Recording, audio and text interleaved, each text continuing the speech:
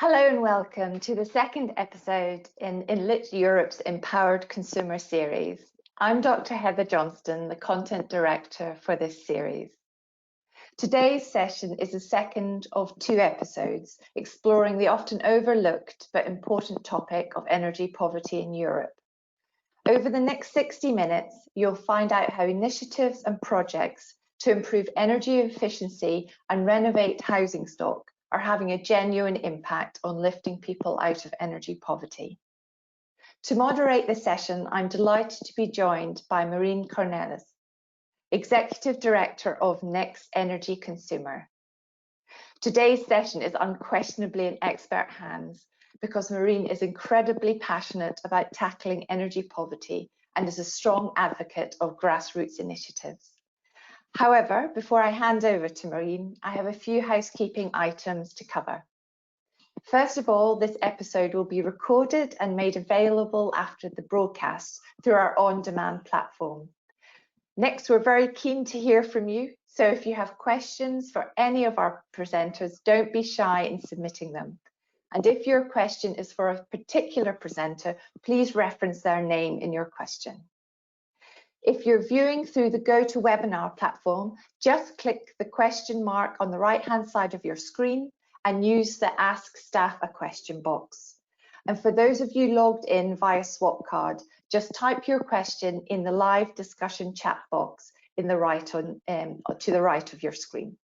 We'll try and answer as many as possible, but if we don't get to your exact question, we will try to follow up afterwards. Right, enough from me. Let me hand you over to Marijn.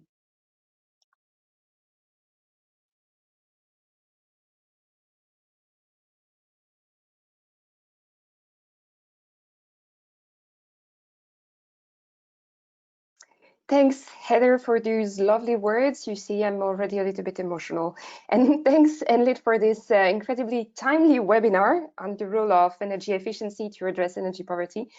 I say incredibly timely as the European Commission has presented its Renovation Wave strategy 30 minutes ago. So our experts and I haven't had time to look into it, but I've already identified a few points that I think will be very interesting to lead the conversation today. For instance, that this renovation wave should double the renovation rates in the next 10 years and make sure that renovations lead to higher energy efficiency. And it should absolutely tackle energy poverty and lead to the massive renovation of public buildings such as schools, hospitals, and administrative buildings that are incredibly important for an overall smooth process and a smooth society that we live in. But the Commission is also releasing its recommendations for member states on how to tackle energy poverty. I'm incredibly excited to see what the Commission has in its pipeline. And anyway, without further ado, I'm really honored to present Stefan Goumer and his fantastic work he's doing in Flanders in Belgium. For the past 20 years, Stefan has worked as a community builder at Samenlevingsopbouw West Vlaanderen, and he has spent so much of the past 8 years fighting energy poverty. And he's very, very creative, and he's leading a very innovative and smart project called Papillon, which is a circular economic project which rents energy saving household appliances for people in poverty. Stefan, I'm looking so much forward to hearing what you have to say.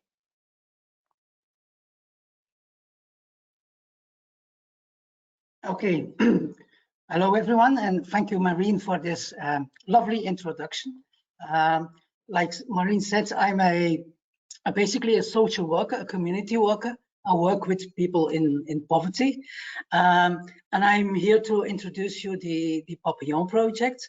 But I first would like to show you a small video of 1 minute so that you have an impression on what is Papillon all about, and then I'll delve into the project.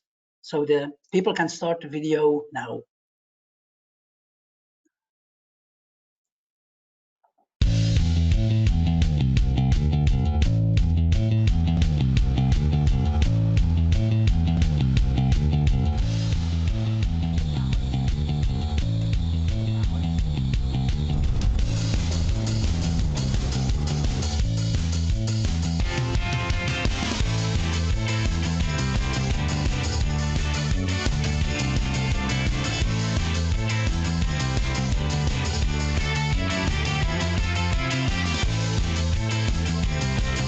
De troef van het project is net dat we heel veel verschillende elementen die normaal gezien niet samenkomen gaan combineren. En dat is voor ons een sociale strijd en de strijd tegen energiearmoede. Maar dat gaat ook over de strijd voor een beter klimaat en dus het voorzien van energiezuinige toestellen.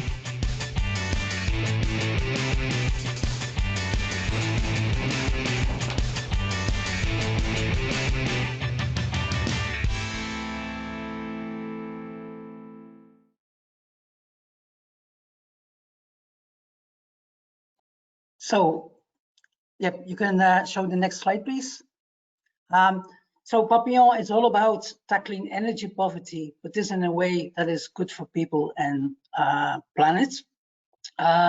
During house visits I did to people in energy poverty, what we found out was what 1/3 of those families are using energy inefficient appliances. So they have a high energy consumption, which leads to high energy bills. And even in my region where I work, so in the Flemish part of Belgium, people who are in energy poverty are paying a higher tariff. At this moment, that's the price you can see on the slides, which is one of the highest tariffs in Europe. So it is, they are spending a lot of money for having an old dishwasher or an old fridge. Those people, since they are in energy poverty or they have energy debts, they don't have the budget to invest in new efficient appliances. And we found out that it's for Flanders alone, there's 120,000 households. So how do we deal with this problem? You can show the next slides. Yep. So the solution we found is that we set up a product as a service model inside circular economy, and we partnered up with a manufacturer, Bosch, and we wanted to make them that crazy that they don't want to sell their appliances, but that they rent them to people who can't pay those appliances. So we partnered up and we made a 10-year contract for the families themselves, in which they can rent an appliance with service included. The kinds of appliances are washing machines, dryers, dishwasher, fridge, freezers, or the combination of both. And the 10 years without worries, the without worries part is because people in poverty, they are afraid of unexpected bills. So we take away this stress with the families, so that if they're, and in the case which is needed in a reparation or a guarantee, it's all included in that contract and in the monthly fee people are paying. Yes, next slide, please. So what are the advantages for the people in energy poverty themselves? So they don't need to invest in a costly appliance for them. So they pay a monthly fee, a small monthly fee instead. The fee is about, for the Flemish region, it's about €8 a month. They can save on energy and water for the washing machine or the dishwasher from day one. And delivery, installation, explanation is all included. And the service, so service and guarantee is included, and also the pickup at the end of the 10-year contract. So what happens after 10 years? The appliances return to Bosch, and they will see what is the most sustainable solution for this appliance at that moment. Yes, next slide, please. So what are the benefits for Bosch themselves? For Bosch, it's an opportunity to experiment with circular economy. And this will lead to new ways to design their appliances. They will learn from this and will design for repair so that repairments can be made easier or more accessible or less time consuming. So Bosch has all the interest in making repairs. So first of all, that they don't need to repair the appliances, and second, if it's needed, that it's a short-timed repairment, but also for a longer lifetime. There's no transfer of ownership. Bosch stays the owner of the appliances and, most important, all the materials inside the appliances. So at the end of life, they can recycle also the appliance and make new appliances of them. There's a reduction of resource and footprint within the company, but also at the side of the families. And Bosch will learn how to design their appliances so they can be easily refurbished or recycled at the end of life. Next slide, please. So what are the results so far? We started with a pilot project in the West Flanders province of Belgium. It started in August 2018, so now 2 years ago. And at this moment, 73 families are renting just under 120 appliances. We have received support from Flanders Circular. We won a few trophies. So a few weeks ago, we won through our partner Bosch. We won the Belgian Business Award for the Environment. That is the bronze medal there. We're getting a lot of international and national interest in this way of working and this way of reducing energy consumption, but also energy poverty within those families. And we have established a small expansion with 10 refurbished appliances, and these are rented out in a 5-year contract. The next steps, I see there's some Dutch language still there. The next steps is, at this moment, we are making ourselves ready for a first scaling up with 500 appliances in Flanders.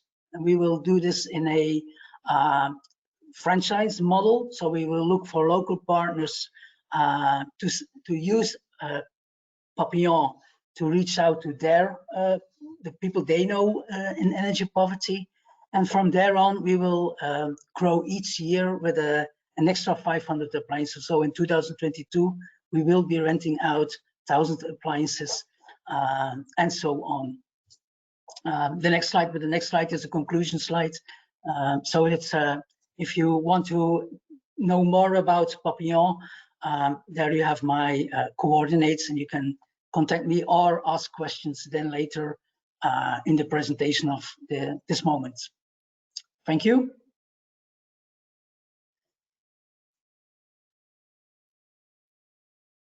I think I'll hand the word back to Marine. Thank you so much, Stefan. It's such an innovative, interesting, and fascinating project. I followed it since many, many years, and I still have a lot of interest, and I would like it to be replicated elsewhere in Europe. Talking about Europe, now I have the pleasure to introduce Michael Pachlatko. Michael is a partner of Europace, and he has supported the project since its inception, and in particular facilitated the Europace platform development, enabling household renovation projects to be processed for PACE funding. I'm very curious to hear what this PACE funding is. Anyway, Michael is leading Joule's operation in Europe and coordinates its work on other European research projects. Michael, the floor is yours. Looking forward to hear what you have to say. Thank you very much, Marine, for the kind introduction, and also to Enlit for the opportunity to present the Europace project to all of you today.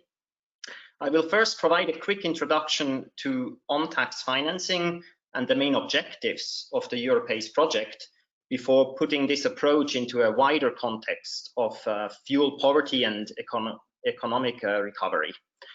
Next slide, please. As you can see, the Europace project is a Horizon 2020 initiative backed by the European Commission, and it is jointly led by the CASE Research Center in Poland and GNE Finance in Spain. My company, Joule Assets Europe, was part of this proposal several years ago, basically since its inception, as we at Joule Assets already had valuable insights into the PACE scheme in the United States, given that our mother company is based out of New York. As you can see here on the slide, and as the project title gives away already, bringing PACE finance to Europe is the key objective of this project.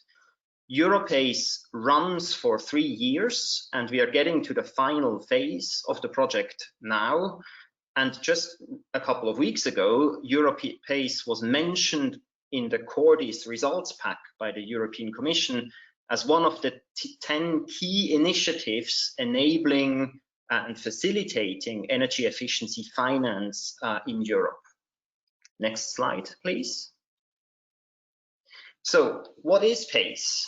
PACE stands for Property Assessed Clean Energy. It was developed in the US in 2005 and is currently available in 37 US states that cover about 80% of the population.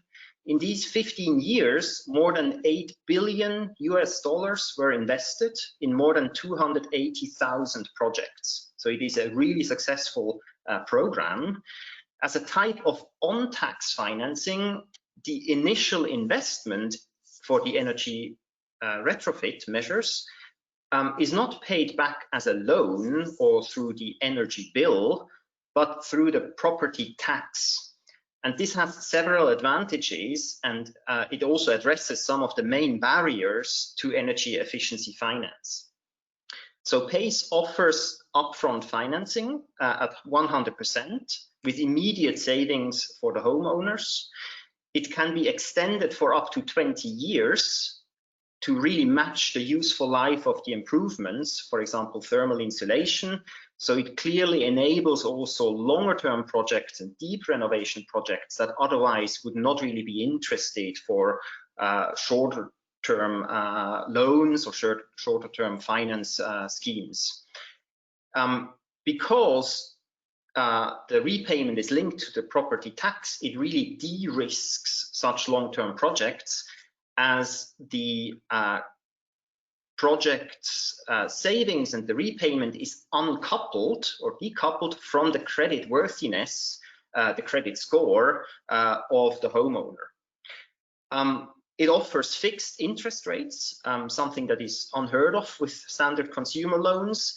And because the PACE scheme stays with the property and not with the person, it also transfers on the sale.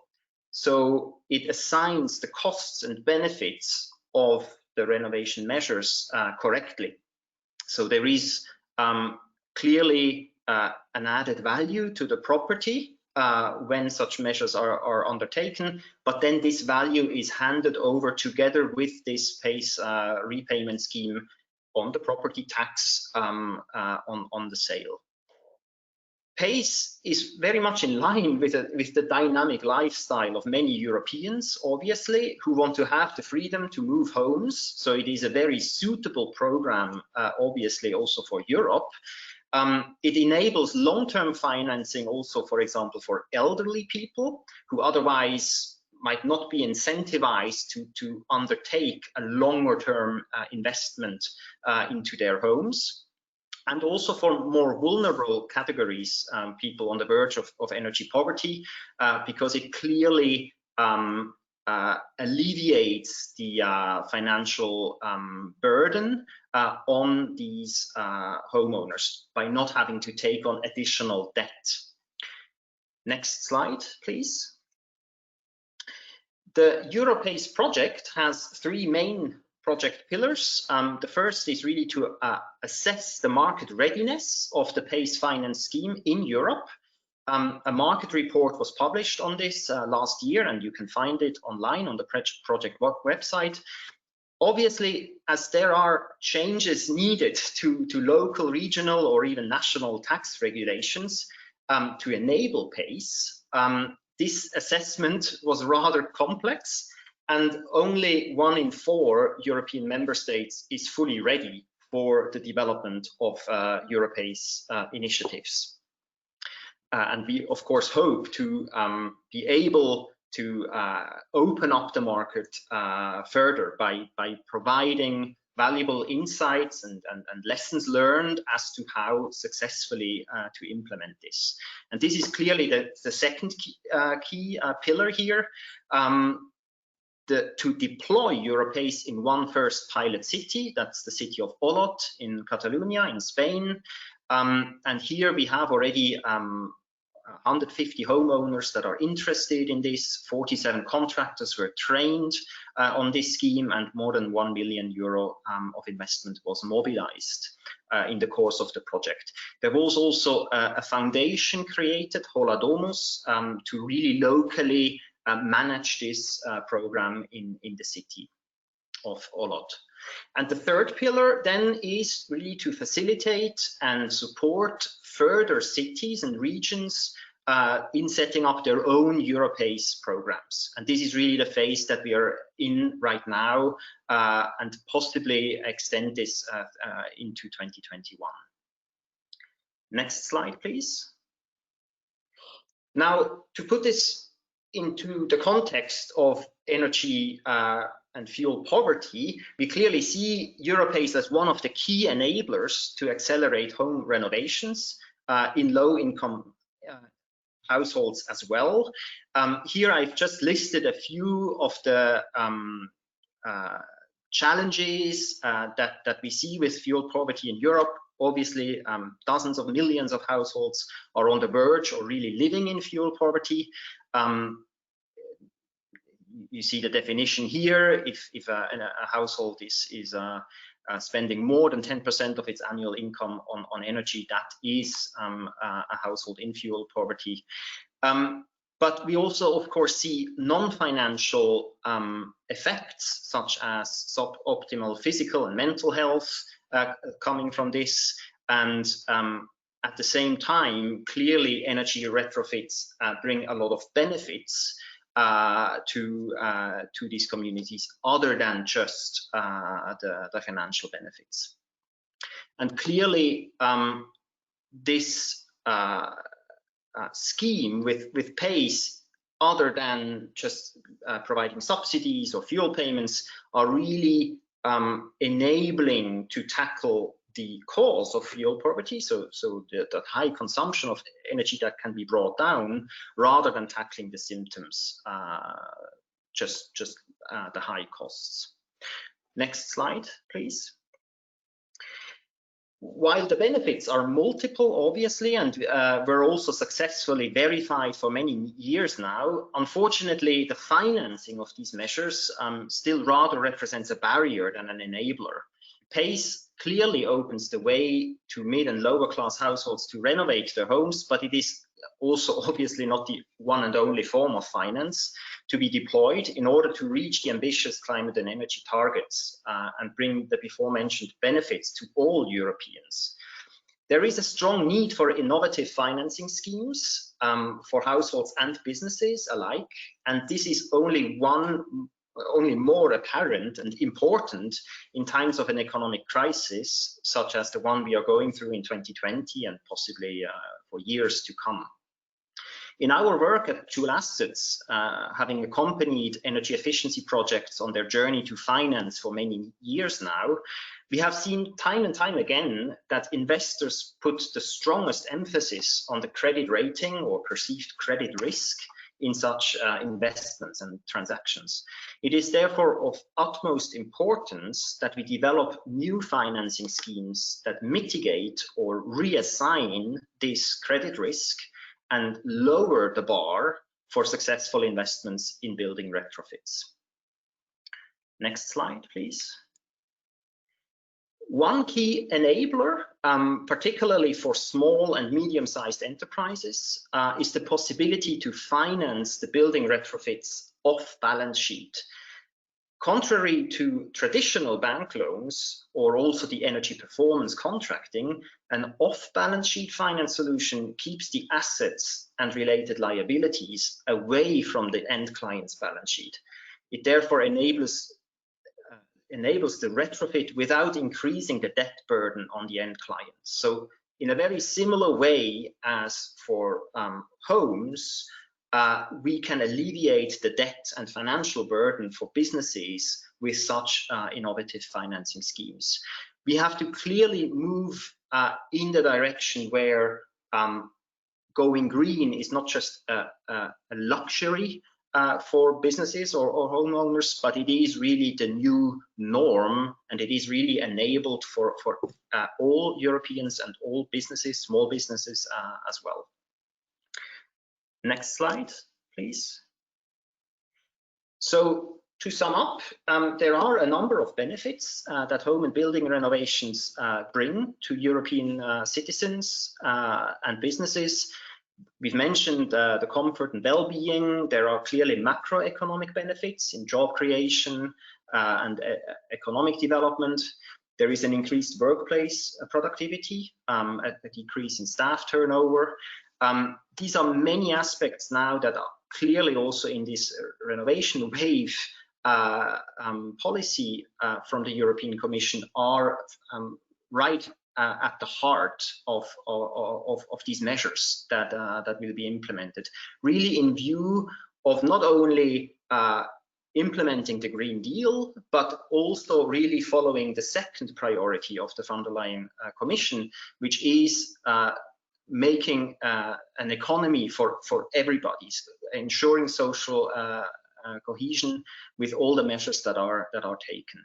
And so with these final remarks, I'd like to conclude and hand back to Marine.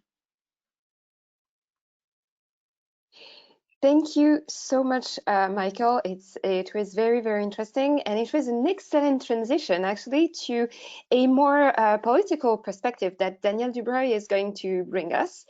Daniel Dubreuil, since 2016, he has been coordinating the Renovons initiatives in France to support the implementation by decision makers and policymakers of ambitious programs to renovate the most inefficient housing in France, so that energy poverty is tackled in a sustainable way that is also providing economic, social, environmental, health and safety benefits. Daniel, the floor is yours.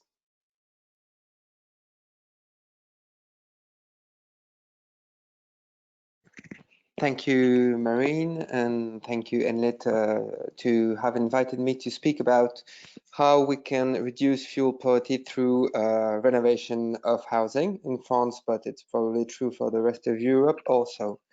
First, I just wanted to say that Renovons, the initiative Renovons, is targeting the least efficient housing of the actual stock.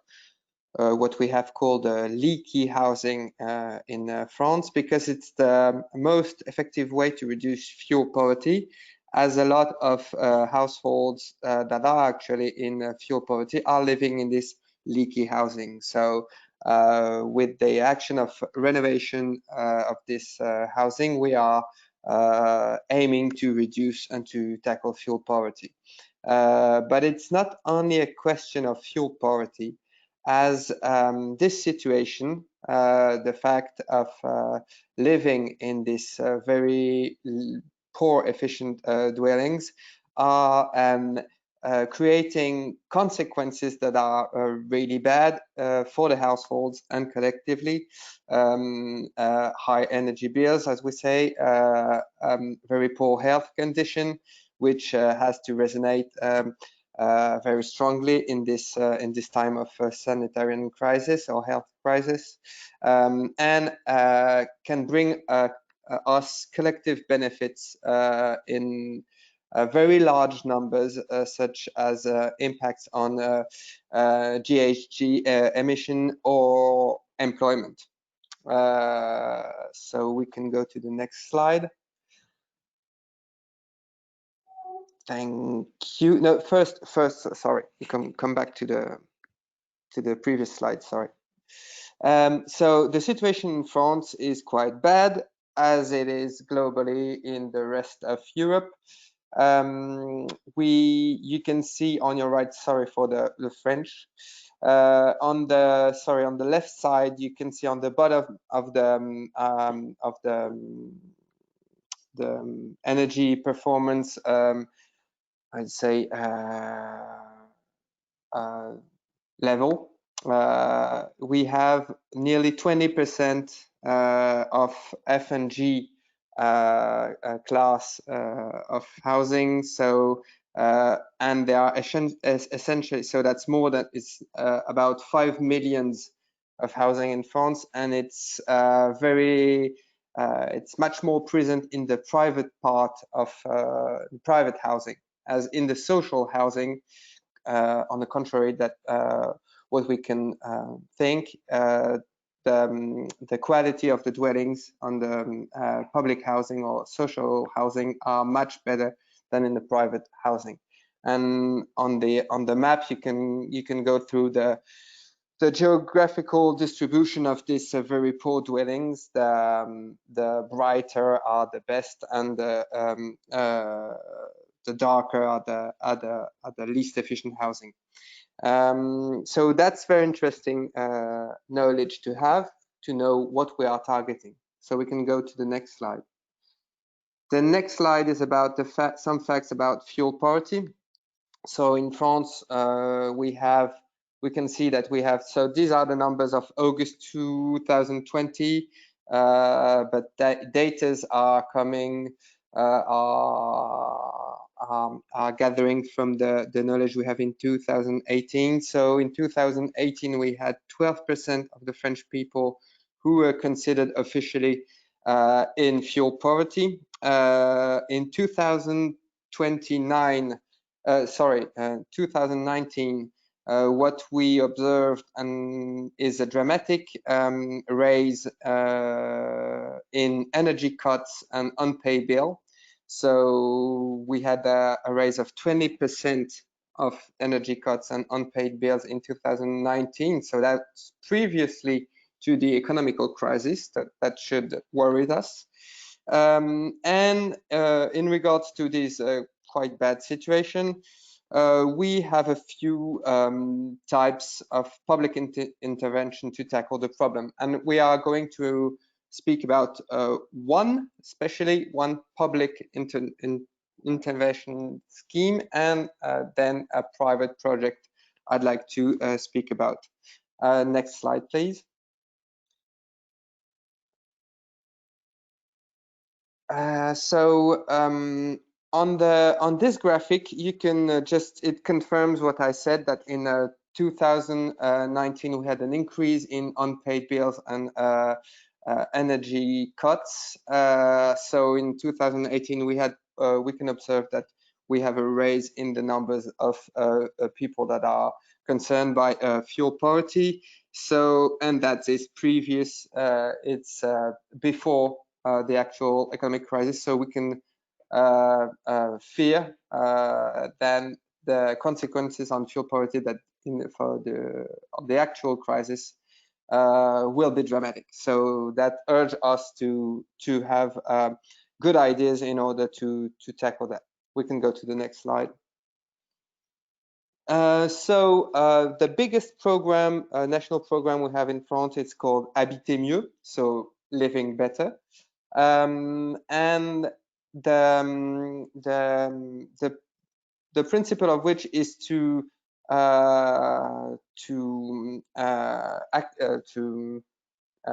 advisor. It's an advisory support and financial aid program to help the modest households. So in France, it's the first 4 income decides of revenue, with the approach of global renovation projects. So without going into further into the details, it finance about the half or more than a half, maybe 70 until 70% of the amount of work. So that can go from on a total of 20,000 euros maximum investment. It can covers public funds, can covers 12,000. So that's quite a lot. But is it enough? We'll see that in a second. And you can have a higher additional bonus if you are fulfilling the different type of conditions, such as going out of the leaky housing level, to have a better energy improvement than what's the minimum required, or a jump in energy class for minimum of 2, so you can have added finance. But the limit of this project, so it's quite an historical project, and it's quite unique and has a lot of very good aspects, but the limits of it is that they have reached a maximum of 50,000 achievements a year. There is not much political support about this big program because it does not generate massive figures in comparison to the ever repeated needs. Difficulties in also in processing file, limitation of the financial support does not allow, on the contrary of the previous example, the most vulnerable people to be brought into the scheme because of the remaining costs are too high. So that's limits. I will now speak on my last minute about another kind of information, another kind of intervention, and it calls the Réseau Ecohabitat. So it's a private association initiative. The principles are quite similar as the previous one, but it's a way smaller project. So you have the numbers on the slide. What the big differences are that they have no limits on the amount of work they can they have to do. Sorry, they have to do to do a deep, complete, and performant renovation of the house they are following. And they will have a strong social counseling process, and able to cover all the sequences of the path through renovation for the families that are poor, we can say very poor, because the average income of the families they are following is 13,000 euro a year, so that position them in the first decile of income. And the results of it are very good, because it allowed these families to spare about 1,000 to 1,500 euros a year on their economic bill, and the remaining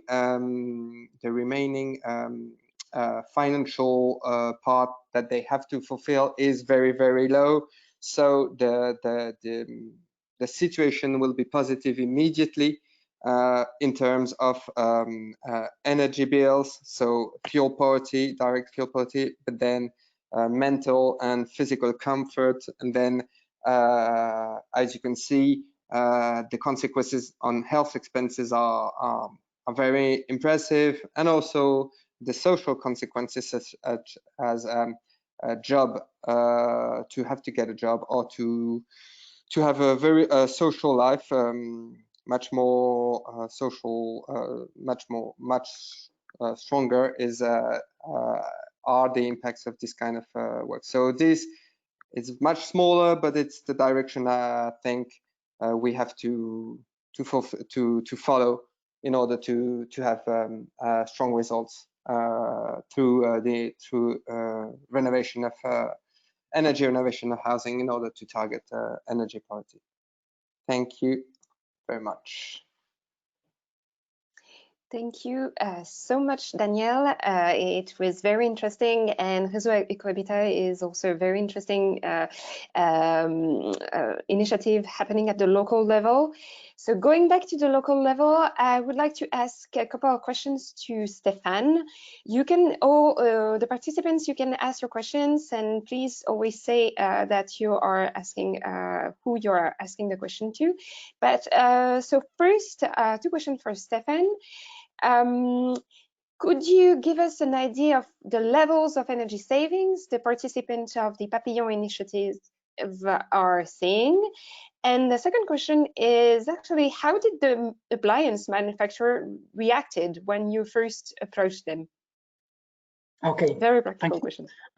Great questions. So yeah, the amount of energy people can save, well, it depends on the energy use of the old appliances. I've measured myself, like with a certain family, an old freezer, and the old freezer was consuming 1,200 kilowatt hours yearly. So that's a high energy use. It's 1/3 of an average family in Flanders. And the new energy efficient freezer uses 200 kilowatt hours.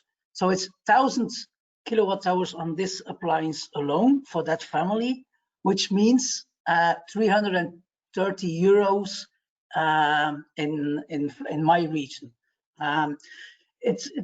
But we also have families. For most, it's a social project. So we also have families who used to go to a laundry to do their washing and now have their own washing machine. So their energy consumption will raise a bit, but their living comfort and their family budget will be raising. How did the appliance manufacturer responded?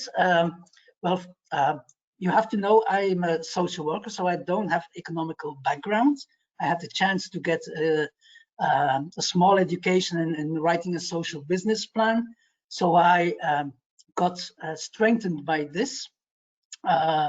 At first, they will have thought who is coming in, but quickly I sensed interest because I was able to translate it in a what's in it for them, in a profit for them situation, and they could experiment through circular economy in this, which was then it's still a new thing, but then 4 years ago it was surely for them also a new thing. So yeah, they were interested.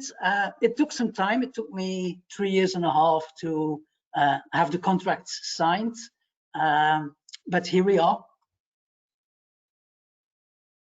Okay, thank you, Stéphane. A question also very practical to Michael. What makes a country or a place Europace ready? Yeah, that is, of course, a key question. And of course, I would encourage you to also go and online and look for the report. Clearly, the key criteria to be applied that have to be in place to enable Europace is the existence of a property-related tax at the country level, and also effective enforcement procedures in case of tax delinquencies. But at the same time, as often these programs are installed locally or regionally, the municipalities would basically act as the legal guarantor, and at the same time should not be the responsible when payments are missing. So it is a delicate path to follow, but it can be done. And right now we see 7 European member states that enable this, that basically are ready for this. But it gets quite complex, as I mentioned, to really sort out the details, because it's not only tax law, it's also then, of course, accounting procedures and many other aspects that need to be taken into account. Okay, Danielle, a question for you. Could you share more details on the types of renovations being undertaken with the Living Better program?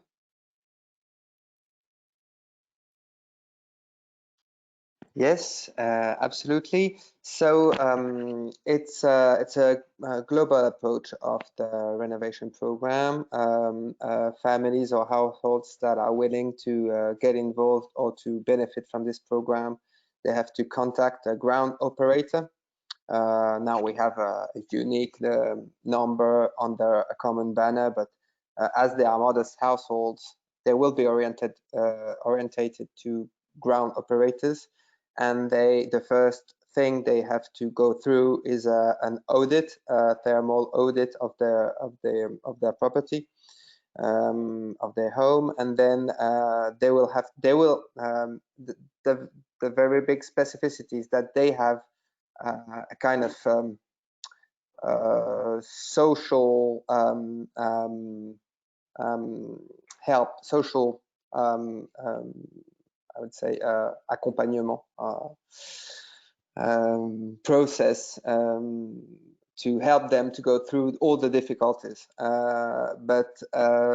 So the target, the energy efficiency objective is to target at minimum 25% of gain, but in reality they are gaining an average of 47% of energy performance increase, but still we are willing to improve this project on all these aspects.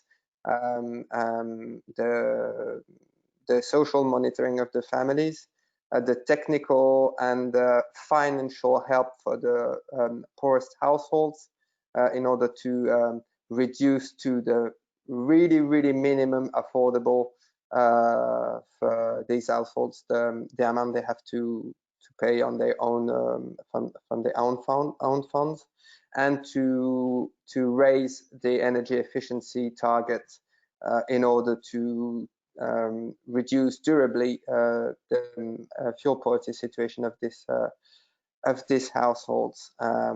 So that are the limits, and actually it's very much in as it's complex, as this approach is complex, as Michael also mentioned, because it needs a lot of political support, it needs a lot of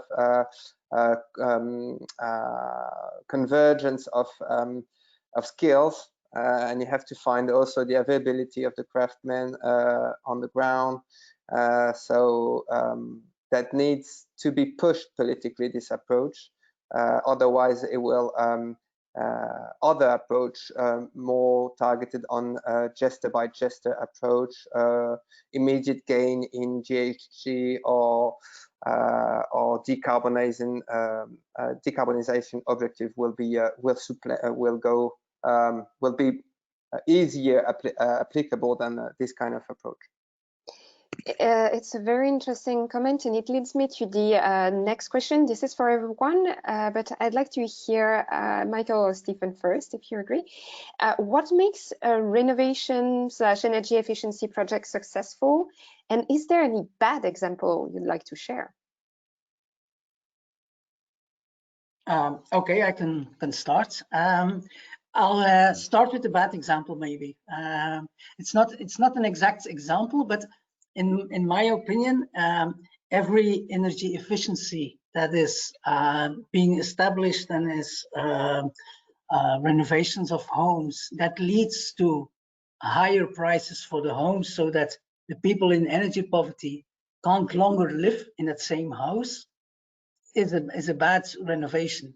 The renovation should also lead to less costs for the people living in the houses themselves. We have seen in the past renovation projects that led to higher rental prices for the people, but the overall cost also was raised, so that the people who were before in the homes could not longer live in the homes themselves. So these are then bad kinds of renovations. It should also lead to affordable housing. Okay, Michael, anything you'd like to share in particular? Just to basically follow up on one thing I alluded to in my presentation as well. I very much, of course, look at such projects from a finance and a risk perspective, and I would say what is very unfortunate and still something that we see in many projects, particularly in the residential context, is that even though there might be some risk sharing facilities in place, and banks in various European member states are like starting to be incentivized or really to take on programs to push energy efficiency retrofits, we still see then that a local bank might just ask the homeowner to put up additional guarantees.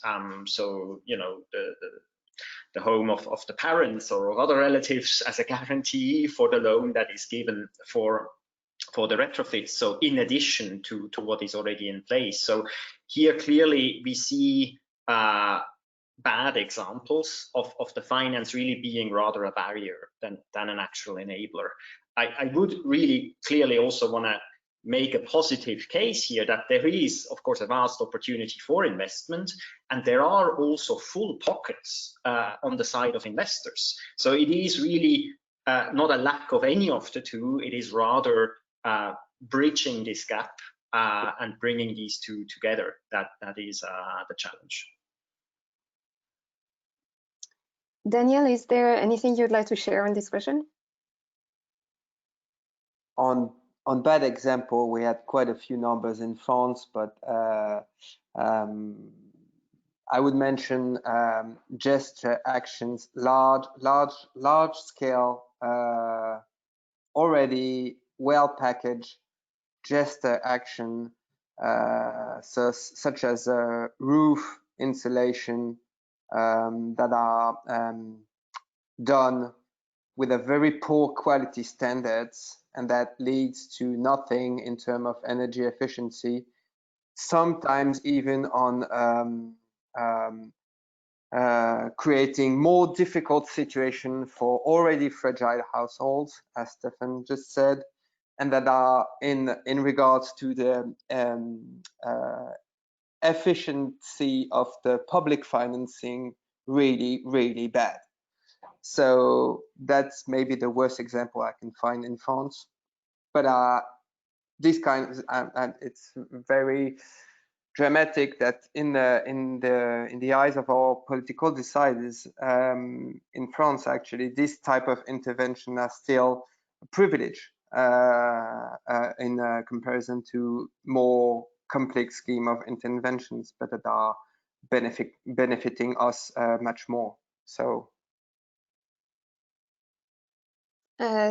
Thank you everyone for these questions and these answers. It's very interesting. So we see that what's needed is true commitment from the parties. It's really to also listen to the experts, listen to the scientists, and also listen to what the people who are actually affected by energy poverty have to say.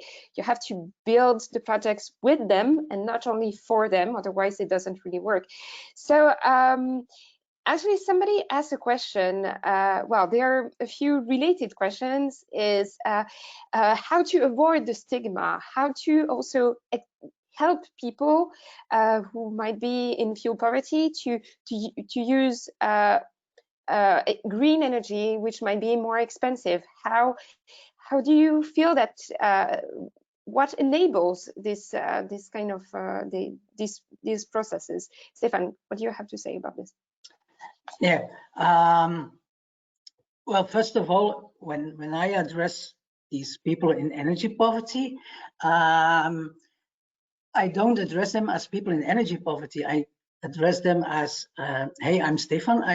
Maybe I can help you. I've heard you have some problems. And it's for me, it's just basically addressing them as another human being.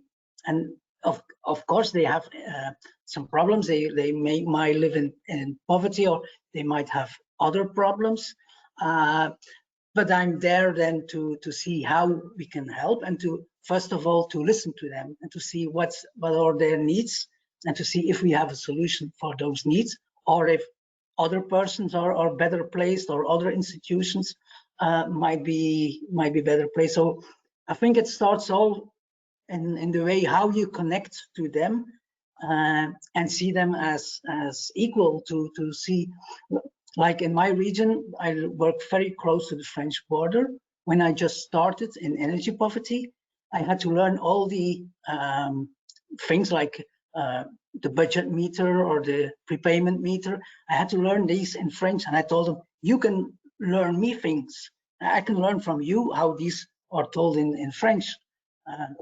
So yeah, that's basically. And can they use green energy? Well, in my region, green energy is sometimes more affordable than nuclear. It depends on the kind of contracts. So yes, they can have green energy with the green companies.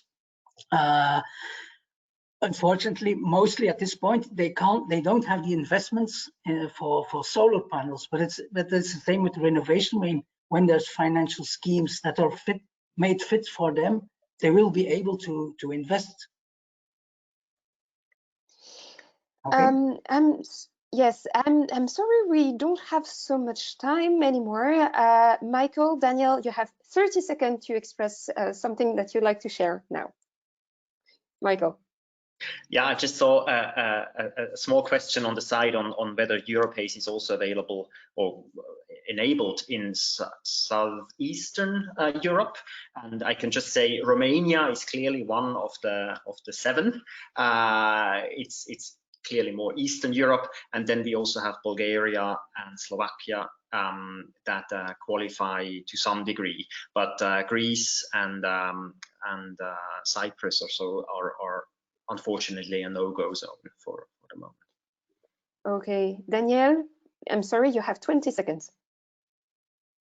No, I was just expecting from the renovation wave that they encourage other countries, and France in particular, to go beyond what they have already on the ground, because it won't be enough to reduce fuel poverty as we have to between now and 2050 through renovation scheme. So they have to do better, and I hope that the renovation will help them. This is a very nice way to wrap up and to open up the discussion. I hope that it will continue on Twitter, on any social medias. Don't forget to engage us and to involve us, because this session was super interesting. It taught us how addressing energy poverty means to be practical, involve different kind of stakeholders, from manufacturers to banks to decision makers, and of course the people themselves and social workers that are here to help them. Heather, I think we are done. The floor is yours. Thank you. Thank you very much, Marine. Your excellent moderation of this session is very much appreciated. I thought it was a fascinating discussion, and also I thought the presentations were really enlightening. So on behalf of Enlit Europe, I'd like to thank our 3 presenters.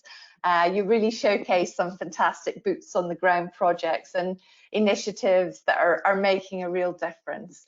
I, of course, must also thank everyone who tuned in. We very much appreciate you joining us this afternoon. I'll remind you that a recording of today's episode will be available shortly on our Enlit Europe website, as are all our episodes. And lastly, I encourage you to share details of today's episode with your social media networks. It's not quite my last point. And if you enjoyed today, please visit our on-demand platform where you can access the first energy poverty focus session, which took place yesterday, where the topic of discussion was energy affordability and what can be done to make pricing more affordable in Europe. Stay safe, and thank you again for listening to this Enlit Europe production.